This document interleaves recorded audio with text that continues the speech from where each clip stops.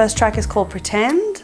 I wrote it about this guy that I had feelings for in high school, and he was the cool kid and I was the nerdy class clown. We would walk to and from school together and be on the phone on hours on end, but when we were actually in school with other people, he would not acknowledge me, and I sort of let that slide. And I think that maybe little me was just happy to have that attention and the butterflies on the side, and just be okay with, oh, maybe it's not, 100%. He doesn't care about me when I'm at school, but it's okay because it's still nice to, feel that attention on the outside. And it's better to have that than not have it at all. As I grew older and wiser and, lived the life, I realized that that's obviously not on. I wrote this badass, cool track about it, and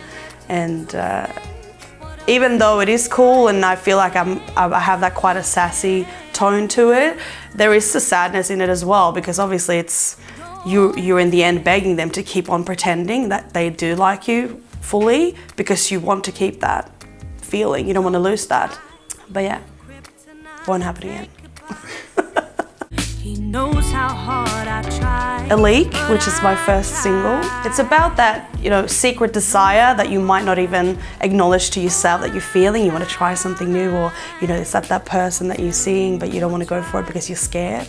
And it becomes this fantasize and nearly obsession, and that's the only way that you can get excited and high in life is thinking about, oh, what if I dare do that? That's what A Leak is about. I had this period, I listened a lot to Jill Scott. I think you can hear it in this track. It's got a very neo-soul, kind of jazzy vibe to it. It's not a word, it's actually a combination of two names of two people in my past that I had that feeling for. I'm not going to name the names. They probably know who they are. There's not really a name for that emotion that I'm trying to purvey, I guess. And it felt fitting that those two names, that were those people that I sort of never had the guts to go for, or like, hey, I like you, let's do this. Put that together, and that's A Leak. Third tune is Move, which I wrote about compromise, and being in a relationship, there's a lot of that. At some point, the compromise will turn into something that can be detrimental to yourself, because you give up too much of yourself and you lose yourself in that relationship, which is not very healthy. And so I wrote this song about not knowing whether to stay or to go, and also letting your loved one know that, hey, the way you're treating me or the way you're pushing me to do these things is not okay, and there needs to be a change. Man Enough was one of those songs that came to me quite naturally and organically. I was in the shower and I got this drum beat and melody idea and had to jump out of the shower and run to my laptop. So I started building this drum track, which is actually the one you hear in the song, which I'm quite proud of, because I have no idea how to do drums or anything basically in Logic. Advanced, and Lee took it and he tweaked it, and that's what you can hear. It had this badass drive to it, and I decided I wanted to make the song about empowerment. Sort of giving the middle finger maybe to those people telling you that you're too much, or you're too ugly, or you need to be this way, or you're too loud, and letting them know that they can hurt you and then walk away, but then when they come crawling back, that's not going to happen. They burn that bridge. I am a stranger. It's about a stalker. I usually write songs from my own experience or from things that I see in a movie or hear from other friends, but this song is not from experience. I can safely say I've never stalked anyone.